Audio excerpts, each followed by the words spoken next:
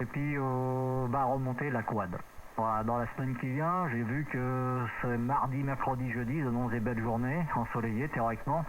Donc j'ai essayé de profiter que la météo est clémente là dans la semaine pour faire le petit échange tout simplement. Hein. Donc pour l'instant, cette semaine, j'ai eu du mal à être présent sur le domicile.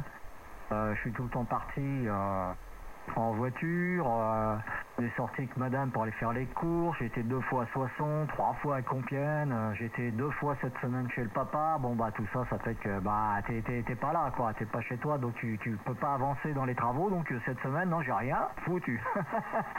Voilà, puis j'avais pas reçu tout le matériel, il me manquait des colliers pour le cabestan et des petites bricoles, du RG11U, en 75 ohms aussi, pour faire un petit transformateur là, parce que je suis resté sur la configuration disons usine.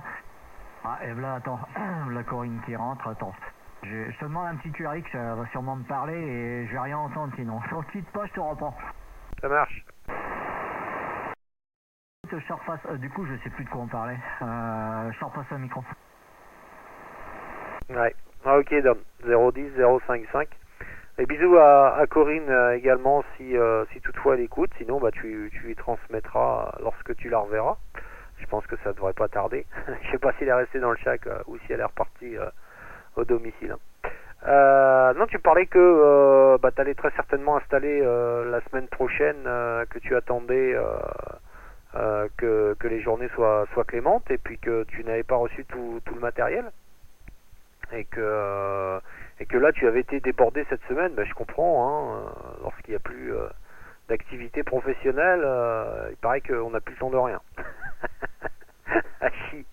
Non mais t'as raison de profiter, en plus franchement la bande 11 mètres est très très calme, il y a de brèves ouvertures, mais il n'y a rien de folichon et je pense que la propagation d'été laisse place à la propagation d'hiver tout doucement, puisqu'on a de plus en plus d'ouvertures sur le continent américain, principalement le Sud-Amérique qui passe très fort actuellement, encore pas toutes les régions, mais bon, il y a quelques divisions, 3, 4, 12, c'est ce que j'entends le plus fort ici, la 32 également qui était passé fort.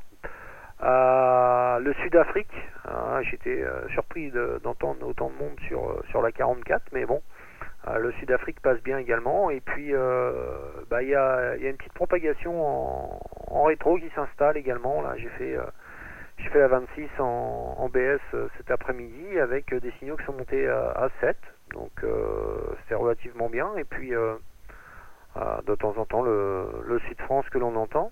Donc l'Europe commence à s'estomper un petit peu, sauf en rétro. En direct, c'est un petit peu plus compliqué d'avoir des ouvertures Europe, tout au moins pas aux heures auxquelles je suis à l'écoute. Mais ça s'ouvre sur le continent américain et on entend de temps en temps la 2, la 10, la 9. Voilà, donc sinon que dire de plus, pour moi c'est week-end, je travaille pas demain, donc ça me va bien. Et puis dimanche c'est le 2 roues qui sera de sortie, mais le 2 roues motorisé là. Donc il y a une sortie bécane de prévue dimanche, c'est pas la dernière, mais bon, la saison commence à s'estomper également, et encore quelques sorties de prévues, et après quelques hivernales, mais ça dépendra énormément de la météo. Si la météo est relativement clémente, les sorties hivernales se feront, sinon on verra, on avisera. Je retourne le micro, Dom 010 055 à l'écoute. Ok. 055, Mike, 010, Dom, returning microphone. Ouais, écoute, ouais, tout à fait, hein, il faut profiter un petit peu, hein, donc c'est ce que j'essaye de faire. Et puis, comme le Coco a eu pas mal de soucis de santé ces dernières semaines et tout ça, ça m'a quand même un petit peu contrarié, hein, donc il a fallu faire pas mal de déplacements, des rendez-vous, des visites, des contrôles, puis tout ça, ça demande du temps, hein, ça paraît pas, mais ça te bouffe la journée comme rien. Voilà, donc bon, pour son histoire de son œil, ça va un petit peu mieux. On nous avait fait une hémorragie dans l'œil droit. Donc elle était encore là hein, quand tu envoyais les 88, tout ça, je lui ai fait direct, et puis elle me dit bah tu lui retournes, hein, tu lui dis 88 Mike, bon voilà, c'est fait. Et puis donc il a fallu y faire des injections dans l'œil pour dissoudre le sang et les caillots de sang, tout ça, et il faut attendre que ça agisse un petit peu, elle avait perdu presque la vue, hein, donc je lui servais un petit peu de canne blanche, comme dirait l'autre. Moi, je me foutais d'elle, en plus je me disais Coco bel oeil. Bon, c'était pas marrant quand même, c'était pas très élégant de ma part, mais enfin bon, je pouvais pas pu m'en empêcher comme dirait l'autre. Hein. Je connais le loustic, hein, toujours en train de faire des conneries. Et puis donc en fin de compte, bah ça a commencé à agir, on a commencé à retrouver de la vision de son œil droit. Bon, l'œil gauche, elle voit quasiment plus. Hein. Il n'y a plus que même pas 2/10.